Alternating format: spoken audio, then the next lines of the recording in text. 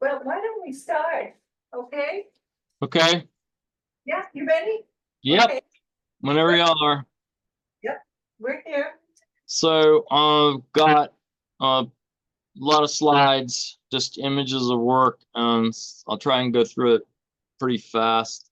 It can be over an hour or 45 minutes. I've done like I'm trying and keep it to 45 minutes, and then maybe there'll be time for questions. This is more than just like recent work. Although I do have some recent work in this presentation, it's more like I'm like 62 years old, and I grew up making art. My father was an artist. He went to the Corcoran School of Art, affiliated with the George Washington University in Washington, D.C. And that's where I was born. And my early memories are like smelling, probably not good thing, but smelling linseed oil and turpentine. So he started out doing abstract expressionist painting and portrait work and figurative work, kind of a modernist style. He had one of the last of the Ashcan school, a guy that was taught by John Sloan and Robert Henry, a guy named Leahy. I don't remember his first name. But this first piece is indicative of a long-standing type of work that I've been doing, contrasting organic and mineral and angular versus curvilinear, using blues and reds and color as kind of symbolic, but also as a direct experience. And I couldn't really do the color part of it until I came to UTRGV when I about 12 years ago. So just to get going, my background is in crafts as much as like what people call fine art. But if you go back far enough, the etymology of these is different languages that mean basically the same thing, art and craft. In the past, a painter was a craftsman. Even during the Renaissance, they were considered craftsmen. But this is not a great image, but these are some of my earliest pots from around 15. So some of them are hand built with slabs and then sculpted. So very expressionistic, figurative imagery. I even did face cups way back then, even though that became something I did later, but I'll talk about that in a minute. And so I wasn't a great thrower in the beginning, so I would alter them and carve them. And carving was something that my father did. He used a book by he got into pottery because of Margaret Wildenhain. He saw an exhibit of hers. She's a traditionalist from the a potter from the Bauhaus, modernist kind of impulses in her work, but it was functional. So he was influenced by that, and I was influenced by him. And so I carved on my pots, drew on my pots from early on. Even though I kind of like focused on functional wear for most of my ceramic career. But I also early on, from the time I was 10 years old until I was 20, and actually had a job in theater, singing and dancing. I did costuming, set design, and some acting, and a little bit of directing, but that was class-related work. But I did work one summer as an actor in a company and got paid a small amount and got room and board. Well, not board, but room. So this is one of my earliest set designs, the flower and kind of on flat and kind of giving depth through layering and lighting. And then I also am this little guy with the curly hair. At 17, I played Puck. My sister just was a costumer, and she decided to dress me almost naked. So I had green underwear and vines on. And I flew through the air over the audience, and they were like looking up and trying to think, well, what is he wearing? So, there's that. But my father, like I said, he was a potter. He gravitated towards potter. I think he still drew and painted even late in his life, but he moved more and more towards ceramics and taught ceramics. had workshops. That's how I learned in the summer, by working in one of his workshops with his students.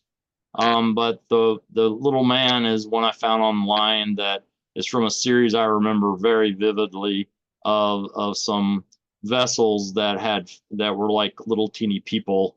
And then later he gravitated towards this simple blue on white cone 6 stoneware that he would draw and carve into. Ron Myers was also one of my teachers. I had him for a semester at the University of Georgia. He's a well-known, if any of y'all are ceramic artists, you probably have heard of him. Ron Myers was considered one of the best workshop teachers by Ceramic Monthly a couple of years back. Don Penny is in Georgia, is also well-known. Not as famous as Ron Myers, but he did kind of minimalist work. Whereas Ron Myers threw off center and did kind of expressionistic animals on his pieces for years. He still does these animals, or did. He's kind of sick now. And Don Penny recently passed a couple of years ago. He did these kind of severe minimalist landscapes on his work. He also did murals, and I learned to make tile murals from him. And then there's Jeff Kaller, who I later went and tried to get started in a master's in art education. And that wasn't for me after 20 hours, which means I can teach art education in university. But I actually did teach the graduate courses in art education at UTB, which was the school that I started at here in Brownsville, Texas. But when I went back to grad school to get an MFA, I got into FSU after trying to get into a couple of places, about 3 places, and they were the one that accepted me. I went there. It's pretty close to my home. I thought maybe I'd be able to go back and forth on the weekends, but it wound up I just lived there in the graduate housing. There's a lot of stories from that period, but I'm going to keep it brief. This Dionysian's work was a lot more conceptual. FSU in general, except for the painting department, is very conceptual. So I kind of pushed myself to enter the contemporary art world, and I did performance art. I tried to bring everything together that my background in music, theater, poetry, and visual art, painting, collage, and ceramics. My ceramics, actually, a lot of it failed, because I tried things that I didn't create the right materials for. But I also did video, and video was a new thing for me. And it was also very conceptual. It's kind of hard to explain my thesis, but I'll do a little bit towards explaining it later. So her work, she did these things where she put a piece of clay. This particular work is where she put a ball of clay in her hand, and she shakes somebody's hand, and she documents this and talks about the endomorphines that kick in. She's got these little porcelain objects that are left over, and then she installs them in for exhibits. I have a little collection because she did a workshop here and a presentation here for me a couple of years back as a visiting artist.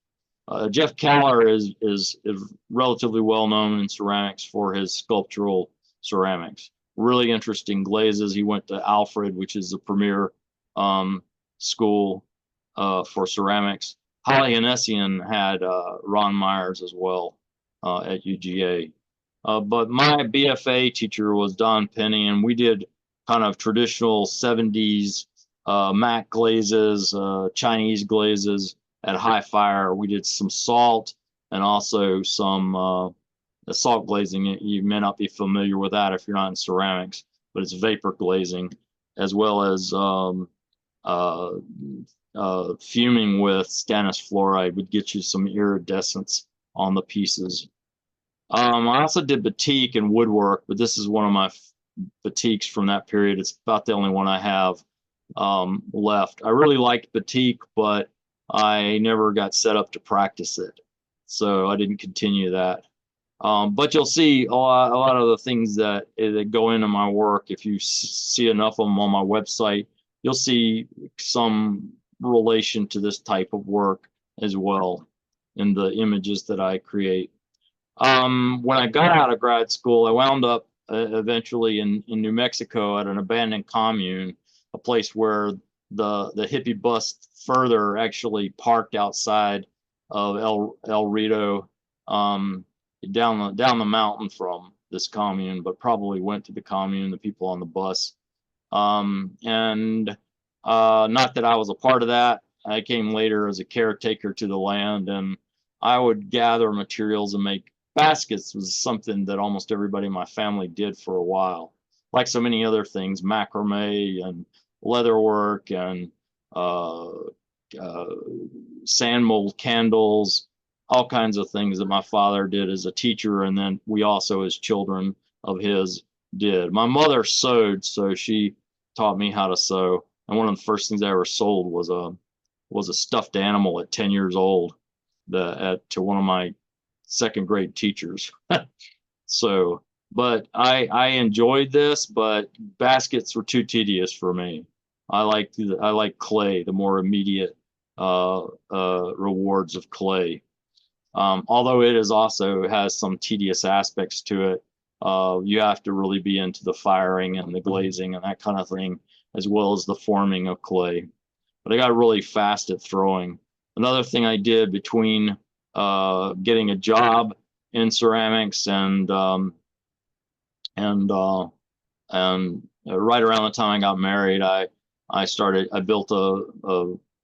created a studio in my mother-in-law's basement, and created a small kiln out of a trash can and fiberfax, which is a high temperature insulating material, a lot like the way fiberglass is made, but it's spun aluminum instead of silica. And then I also did some field fired work in Georgia, out in the woods, and these are some examples of that. But for 19 years, I worked in a place called Westville, which was a living history museum in Lumpkin, Georgia, below Columbus. And I worked there long enough to get a relatively good reputation in Georgia as a wood-fired potter, and did several invitational exhibits as a wood-fired potter. But at the same time, I was doing other things as well. But here I fire with wood. I taught myself slip glazing, which is where you only single fire. You don't do a bisque firing. And I created saggers for this kiln because there weren't any saggers left. And then I convinced them to get me some shelving so I could put more pieces into the kiln. So we bought some silicon carbide shelves at a cut rate from Lap Insulator in Georgia, which was a company that made insulating things for electrical telephone poles and that kind of stuff. But I did things like created a wheel for a friend of mine that was like an old time wheel, mixed clay with a mule, and also mixed my clay in a huge vat. I started by digging clays, and I continue to do that even to today, to some extent. But I also buy like fire clay and your normal stuff to make a clay body. At that time, I was using about 50%, and I still do 50% fire clay in my clay, so make it a really strong heat resistant clay body, strong at high temperatures. If you want to stop me at any time, you can ask questions along, but at the end, I'll also have probably time to answer questions. So these were some things that, aside from pottery, I was doing some sculpture. I started a series of form sculptures, but I also started this series based on a little drawing by Rudolf Steiner, and I'll talk about him a little bit later. But they're basically the seraphim, which are in biblical iconography and symbolism, spirituality, esotericism. They're the beings that surround the throne of God, and they're also at a closer to a human level. They're the beings that are related to what's called the folk spirits. So each gospel had a different folk spirit associated with it, especially in medieval times. And they're also related to healing. You also notice that they're vertical like this. They're related to the chakras in the body. Not so much all seven, but sort of in that series from top to bottom. John is the eagle. Matthew is the human face form. The lion is Mark, and the bull is Luke, the physician. So grounded in the physical form all the way up to the eagle, which flies above the earth in the spirit realm. So I've also had a lifelong fascination with painting. I talked about, smelling oil paints when I was young, linseed oil and turpentine. And but my father never taught me to paint, so I kind of taught myself. I had some classes in painting, but I'd never focused in school in painting. I even tried in grad school. I took one painting class with a really good painter, Carrie Ambata, who's part of the, to some extent, part of the, she doesn't really like this term, but part of the pop surrealist movement. I won't go into her work but it's really interesting.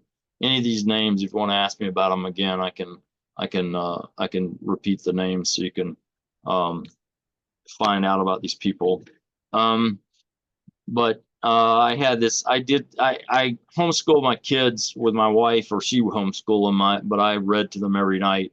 I was working every day, and we didn't totally homeschool our children. But for part of their schooling, they were homeschooled. So I was involved in a homeschool group, and I was kind of literally, they said I was possessed and things like that.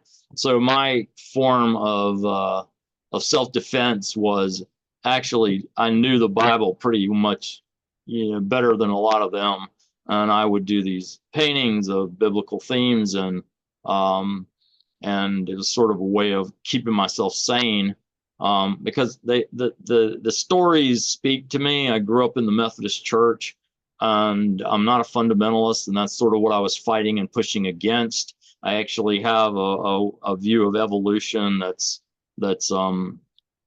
more a spiritual evolution, but doesn't discount physical evolution of animals and humans, but is much more complicated than just Darwinian evolution. But this is a painting that came out of that series of paintings. I wanted to do a painting of Elijah, so I call this one Young Elijah. When I painted it, I realized, oh, this is my Elijah painting. I did drawings for years about Elijah being fed by ravens, but I never could come up with an image that I was satisfied with. And then when I painted this, because I often improvise in all of my art, so I came up with this painting, and this was what I called Young Elijah. And then I did this is sort of a self-portrait as a child, and because I slept in an attic. I was really afraid of the dark when I was a kid, before I was 10, mostly. So I would clutch my teddy bear, and I also had this little glow-in-the-dark ghost figure that I had. And there's a line from Jack Kerouac's On the Road. He was a bee poet writer, and part of that 50s group of writers. And he has a passage at the end of On the Road that says, "And don't you know that God is Pooh Bear?" And I like that statement, and thought about it for a long time. I didn't understand what he meant, and then I got it. You had a moment of epiphany, and I decided, I have my own little God is Pooh Bear story. So I did this painting. It was bought by somebody in New Orleans, so I can't remember their name, but they saw it online and they bought it from me. And this is a homage to Rothko. It really looks more like Mondrian, but I did a lot of things in this kind of grid system for a while, and it's had reiterations throughout my work. And even recently. So because I was allowed when I came here, I had a lot of colors in the lab that's here at UTRGV and UTB when I first got here, and so I tried to figure out how to use them because a lot of my students wanted to use color, and so I started playing around with them and got closer to what I was doing in my paintings. So this is one of those paintings, and I also use dreams as a part of my paintings, and this is a combination of several dreams I had over the years, and I just added some small things to a larger dream.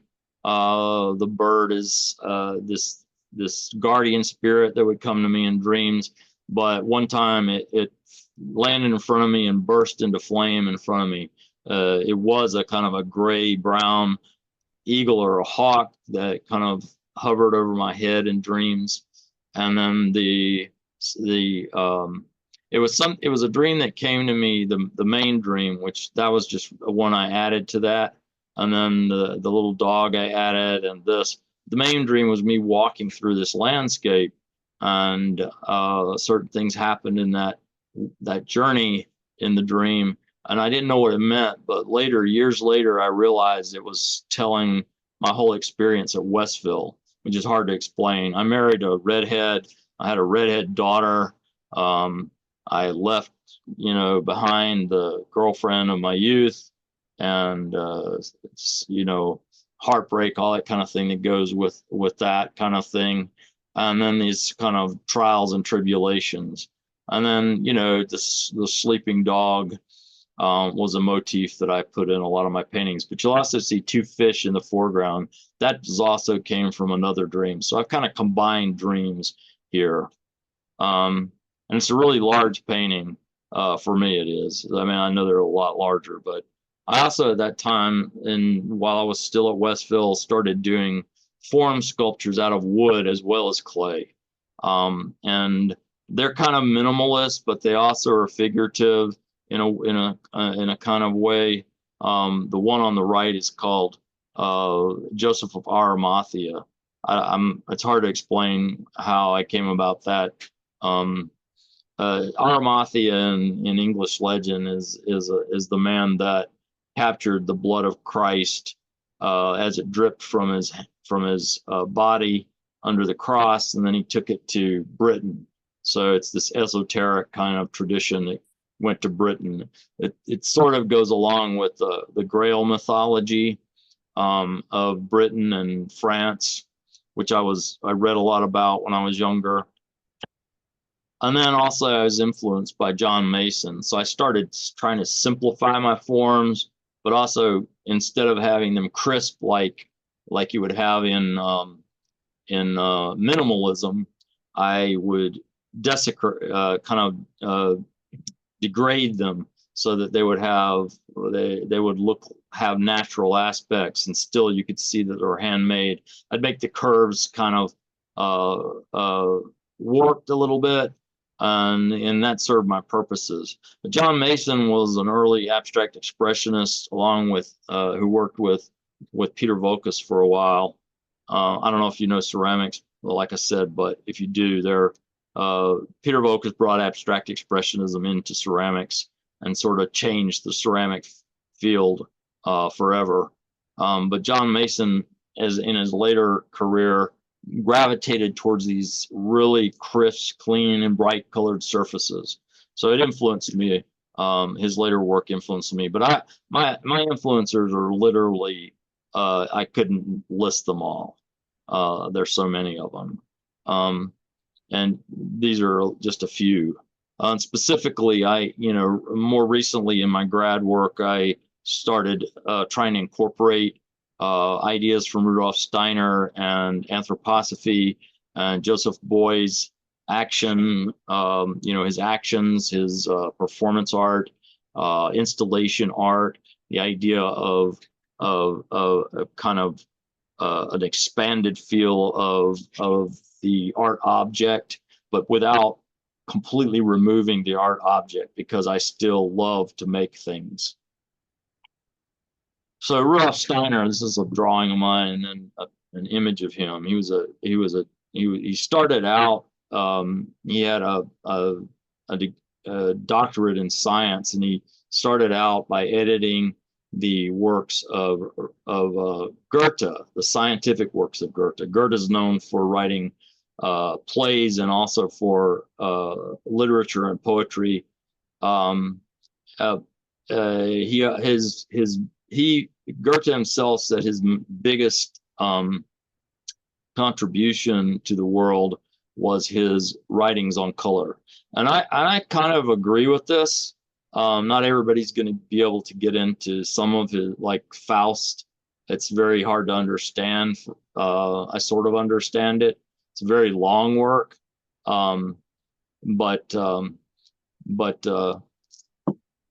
his color theory is direct experience. It's experiential as well as scientific, the way he approaches color. So it's what you see and the actual things that you can detect from looking at kind of basic experiments with color, not wave theory or things like that. He was actually trying to refute some of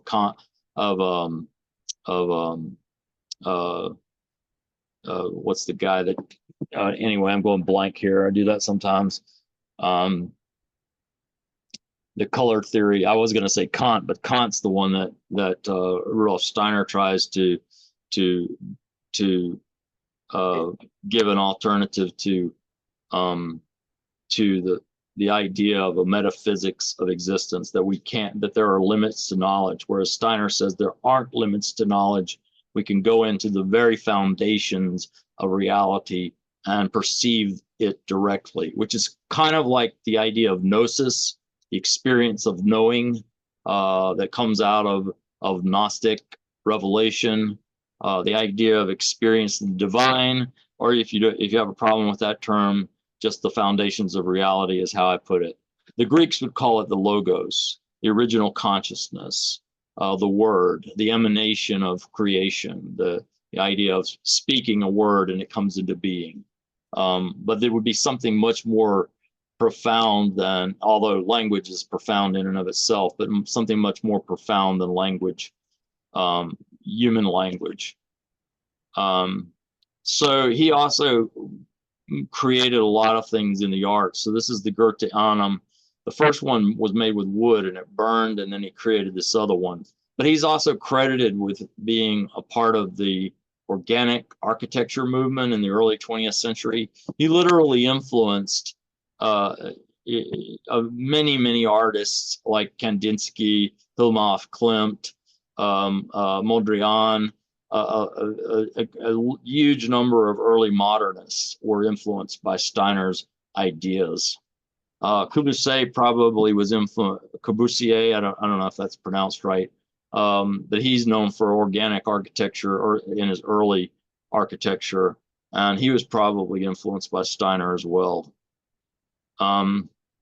So one of the other things in the when Steiner first broke from the Theosophical Society, which incorporates reincarnation and Hindu concepts, then he presented this idea of the apocalyptic seals, kind of a symbolic rendering of and meditative image mandalas for spiritual evolution, taken out of Revelation, the Revelation of John. But if you go to Hinduism, these will be somewhat familiar if you know anything about Buddhism and Hinduism and reincarnation, and the idea that that we have more than a physical body. We have an etheric body, which is like the life spirit in plants, that if the plant dies, then you wind up having just minerals again, which is more mechanistic, but also has its own kind of spiritual existence at that level of mechanism. But physical body, the minerals, etheric body, plants, astral body, the idea that animals perceive, move around. They also have a kind of a dream consciousness, similar to our dreams and our instinctual aspect of the things that we aren't necessarily conscious of in our psyche, what most people call the subconscious, that which motivates us in the physical body. But what we have that is unique to humanity, not that other forms of sentient beings may be developing ego consciousness, but we are in that period of our ego conscious development right now, so that we have self-perception. I think, therefore I am, or the idea that you could say I am at all. But then we also have this possibility, and we're in the beginnings of that, of developing spirit self, or manas in the Hindu and Buddhist terms, life spirit, the body, and spirit man, Atman, which is also a Hindu Buddhist term. And if you take the astral body, then it's perfected, then it becomes the spirit self. If you take the etheric body and it's perfected, it becomes the life spirit. And if you take the physical body and it's perfected, it becomes a spirit human being. So you could think of this sort of like,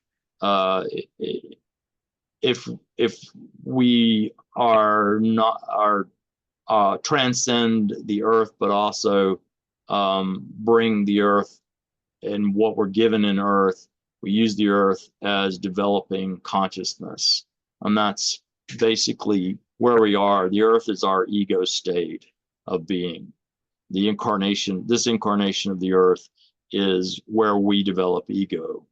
Other beings in the past in this cosmology have also developed ego at a different, and not necessarily in the form, the kind of earthly forms that we experience in the physical body, but in some other context. And that's part of Steiner's teaching, where it can also be perceived directly.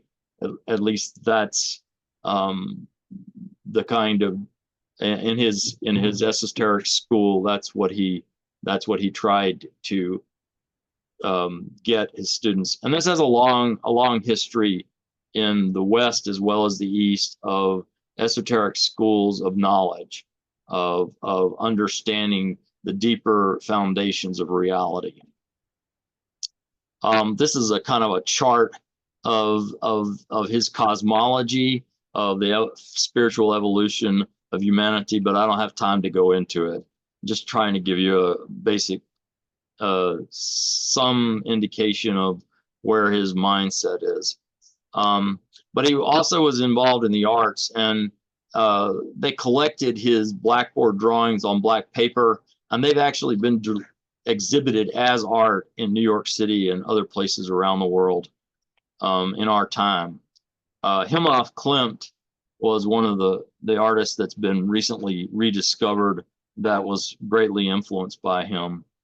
When I went into grad school, it was really, I used to call it the best of times and the worst of times. I was in my late 40s. I was 50 when I graduated, or approaching 50 when I graduated, and a lot of things happened. Just to give you an idea, I started exhibiting more. I did exhibit before that, but I started exhibiting more of my 2D work, and I had done this painting. It was sort of my protest against war for oil. And I don't usually do political pieces, but it's not quite just political. I took a book of Mein Kampf that had been printed in the United States during the 30s, so people would know the enemy they were fighting. And I ripped it up because I didn't want it anymore. And I used the cover for the red stripes, the text for the white stripes. And I also put this little, these little logos. One at the top says "Dulce decorum est pro pater more," which is this idea it is beautiful to die for one's country. And then also that it goes back to, it's a Latin phrase going back to Roman times. And then also "My country, right or wrong," which is like an American slogan that makes people gung-ho about going to war for the United States. But that piece got me in a lot of trouble with Hillel House. I thought it would be more your right wingers, but it was actually Hillel House who objected to me using a swastika in it. But I continued with my form sculptures, and I also started this practice of, and I still do this, I photograph my blackboards, and then I erase them, and I filmed the erasures, and that became a video in my thesis as well. The idea of the impermanence of the physical world, the impermanence of those things that we create, the impermanence of the physical body even. It was called, these are some of the form sculptures I made. Both of these cracked, but I used the parts and pieces in an installation.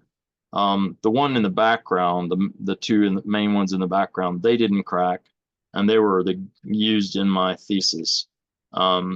But I also did other work that didn't go into my thesis at that time, and this is what was done in a class that I did a presentation on unfired clay.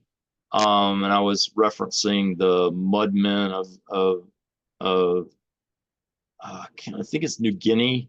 But then I did finally fire it, and I made this sculpture with it. It's got a holly trunk inverted for the base.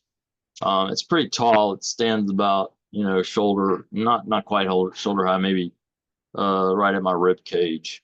But this was the entrance to my thesis gallery. And there you can maybe recognize from that other picture the two sculptural forms made with a clay from Lumpkin, Georgia that I dug up. And then I did polychrome kind of muted tones, harlequin looking decoration on them. A glaze called peeling paint for low fire. And the thesis is called The Rehabilitation of the Humiliated Objects. I've kind of referenced this a little bit already. The idea that the body is humiliated in this life, that we die, that we get sick, that kind of thing. And also referencing the crucifixion, but also the Buddha in his starving stage before his enlightenment, where he starved himself and looks like a skeleton in the sculpture that you see left over. So, and I also talk about Zen Buddhism in my thing, but also I focused on color theory. So there was a lot of art on color theory, including some of my chalkboards, both in video, but also in the gallery. This is one of the installation pieces for the gallery, and I'm talking about the manifestation of the Logos and Buddhism and Christianity, the relationship between them, and this like pivotal point where in one's life one overcomes death and faces it, but also in the central point in history, at least from the cosmology, Christian cosmology of the crucifixion of Christ. But this idea of overcoming death, and the rehabilitation also of the craft object, because I had to push back against this idea that it was all right to make objects that you may sell as well. I had people in grad school that would tell me, well, if you can sell it, it's not art. Well, I understand that, because it should have an intrinsic value before you sell it. If you're just making stuff to sell, then yeah, you might have to do that to make a living. But I always heard this term, it's like, oh, well, that's my bread and butter. And people that would mass produce certain things in clay. And I was like, well, even if it is your bread and butter, make it really good bread and butter, like make it the best.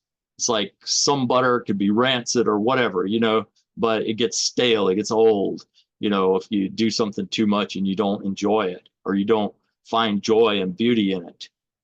So I also continue to deal with these polarities of form, masculine, feminine, curvilinear, angular, red and blue, yellow, in this type of form related work that I was doing, was the kind of transcendent yellow. It also could devolve as well. So like the reunion of the sexes, or the destruction and complete polarities. So, and the reason for the iron and the copper is because scientifically, most, generally speaking, of course, women have more copper in their blood and men have more iron in their blood. And I continued this with a series that I called The Chemical Wedding, which comes from the chemical wedding of Christian Rosenkreuz, who was the founder of Rosicrucianism, or the inspiration for Rosicrucianism. Not the contemporary Rosicrucian order, but Rosicrucian teaching, which Steiner is a part of that as well. So I played around with all these forms. I did hundreds of drawings, but I never did all the forms. I only got around to doing some of them and using color in them. And eventually, when I came to Brownsville, I was able to kind of realize that a little more. But the drawings became as important to me, and I decided, okay, I'm not going to hide these drawings. I'll never be able to make all these forms as in the way that I'm working now. So I decided to just collage all the images, and then out of my sketchbooks, and then present them as collage work. And at the very back wall is this, what I call a deconstructed image of the tunnel of light that people in the near-death experience see, which I actually had that experience when I was about 15, although it happened when I was in a dream. Maybe my heartbeat skipped a beat or something. I don't really know for sure. Anyway, so I gotta keep going a little faster because I'm gonna run out of time. So this was that end piece there, the idea that there's this possibility of something more. Even though I deconstruct it, it's sort of like the dissection of something where you kill it when you dissect it, but then on the other hand, there's still possibility of a resurrection. So the rehabilitation of the humiliated object. That was my thesis. And after my graduate school, this was the first major piece I did, and it got me into an exhibit at the Columbus Museum for a 2-person show. But I got to show more my ceramic sculpture and focused on that more than any. That's what they wanted to exhibit of mine, not my drawings, not my paintings, and not my pottery, but they wanted to exhibit my sculpture. And this was one of the central pieces, what's a tile mural that I did, very large tile mural that's in my house in Lumpkin, Georgia. So I started teaching at this point, and these are a lot of the things I taught. One of the things that I really got a lot out of was teaching the advanced art history classes, because I had to teach myself a whole lot of art history, even though I knew a lot of art history by that time from just poring over books and looking at images. I had to read and really start becoming more of an art historian, although I've not done, written research or anything like that. And I still have problems remembering names and that kind of stuff. But I've been influenced by all kinds of things, and teaching was one of them. And I've also taught graduate art education and also private teaching. One of the things I did at Westville was appropriate technology workshops. So I worked with Habitat for Humanity a couple of times there, made like tiles, rooftop tiles by hand. Actually, somebody went to South America and used those techniques that I showed there to use local clay and make rooftop tiles for a small community down there in South America. So I started working with color at UTB and UTRGV, and I would bring in some of my past imagery.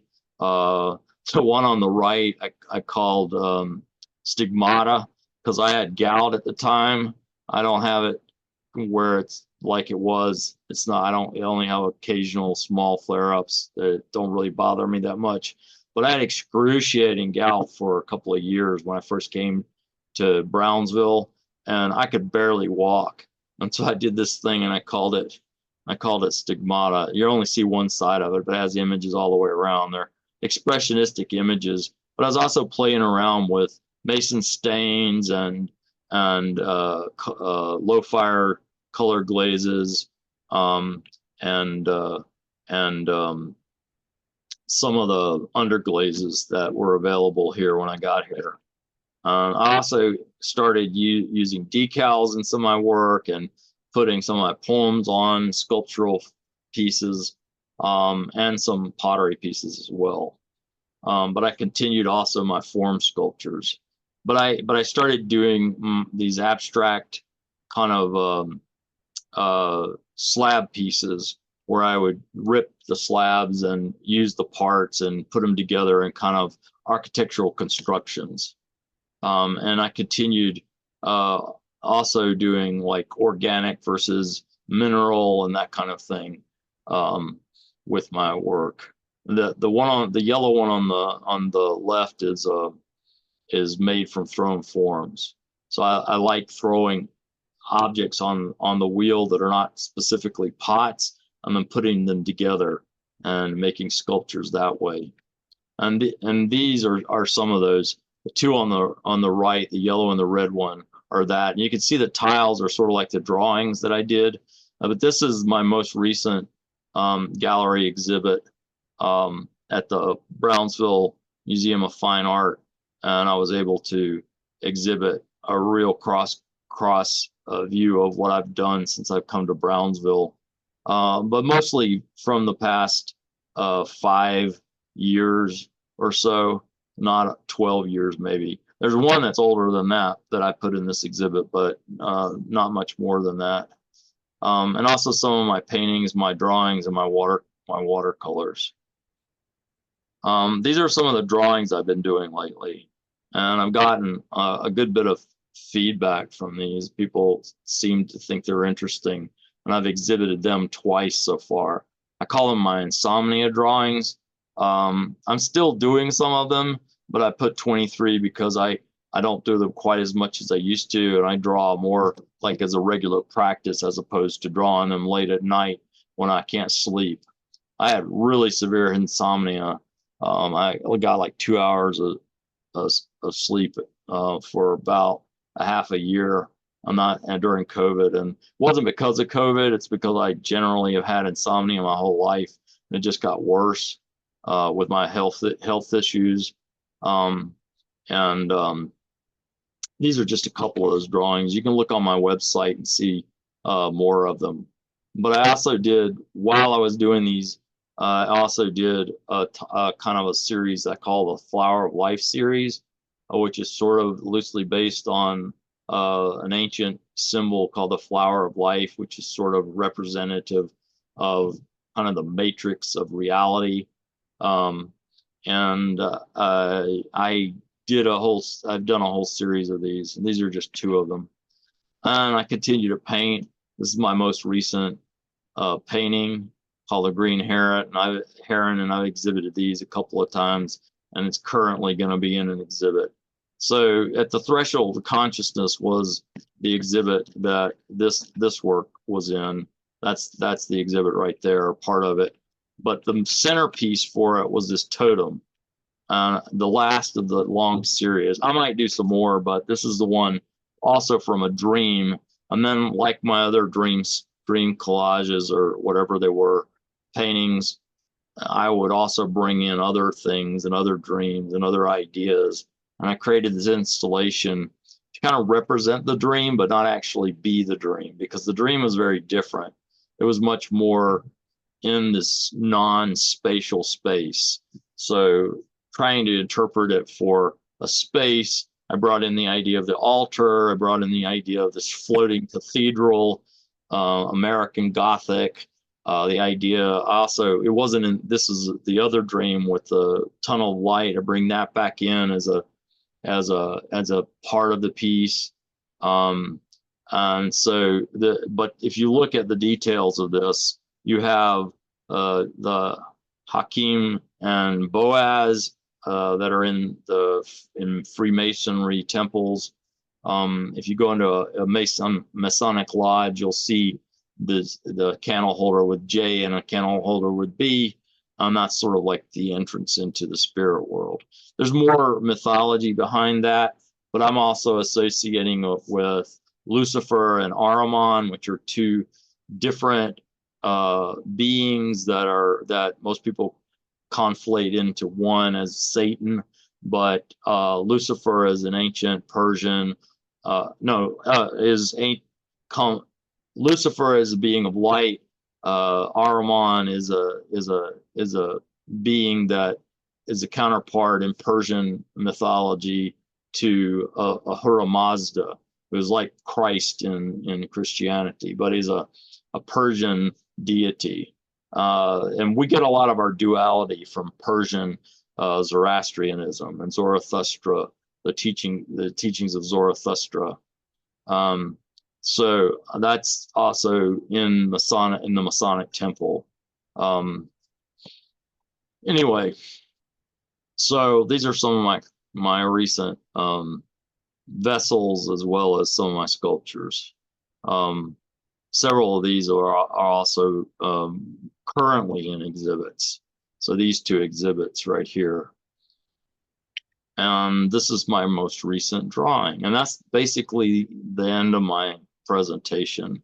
So if anybody wants to ask me questions, I can leave this screen up. So in case you want to, click in and see my, or I can go to full screen and get out of this. It's up to y'all. Are y'all still there?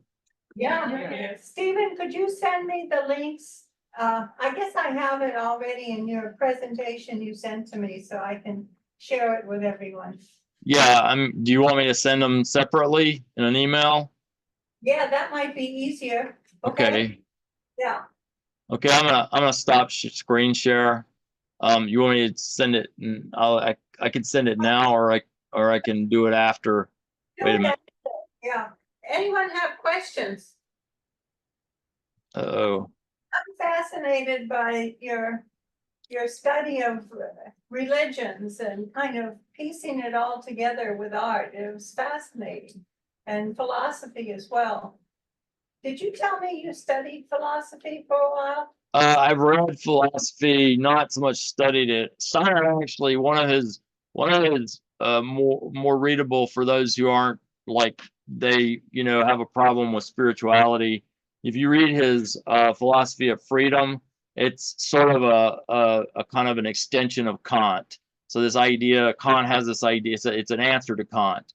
Kant came to this block where he said there are limits to knowledge, and created a new metaphysics between what most people call the spirit, or the origins of consciousness, and the physical plane, or physical reality. And science has basically accepted Kantian philosophy as the norm, with things like relativity, where it's matter and energy. Now, of course, physics is added to that, and they're coming closer to a more spiritual approach to understanding and knowledge in science. But that kind of hasn't caught up in some circles. So you still have a pushback against that in the scientific world. Of course, rightfully so, if you're going to try and pass off things that are sort of superstitious or non-provable. There should be, but for this type of esotericism that Steiner developed,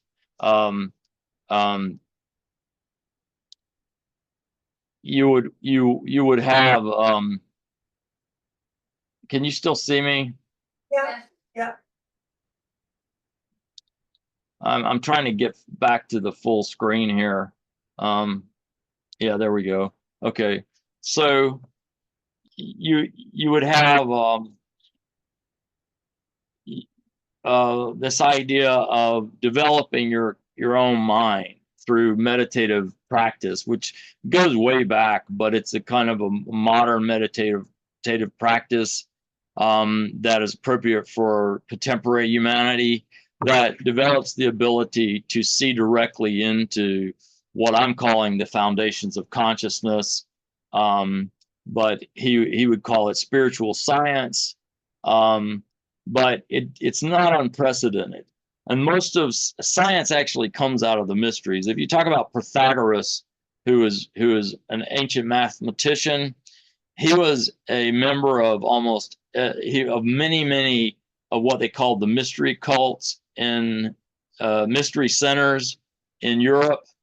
There were esoteric practices, pre-Christian, that were around Europe. You might have heard of the oracle at Ephesus. I think it's Ephesus. That's the Greek, one of the main Greek locations where people would go there to have the priestesses predict the future for them and that kind of stuff, or give the, they would sit over this opening in the earth where gases came up, and some people think that those gases created a kind of a hallucinatory state that allowed them to see visions. But you also have it in integral art as well, representing the psychedelic experience. But all of these things it's kind of like Joseph Campbell, but less from an academic perspective for me, and more like personal experience and reading. It's not anthropology for me, although that figures in as well. I've studied Native American cultures, including the Southeastern Native American cultures, pre-Columbian and Creek groups. I don't know if I answered your question. I kind of got off track. Well, I thought it was very interesting. And I look forward to you and Nancy coming to see me again in May. Yeah, we always look forward to that. Yeah. Well, you take care. Give Nancy my love. I hope her back feels better. Okay, And thank you. thank Hey, you. if I really if enjoyed you it. okay, did you record this? Yes, I did. Could you send me the recording? Yes, I will figure out how to do that. Okay, thank you. I'll send the links. Okay, All right. fantastic. Thank you. You take care, Stephen. You Bye-bye. too. Bye. Bye-bye. Okay, In meeting, yeah, the red- red where is that? And, in meeting for all. oh, I see, yeah.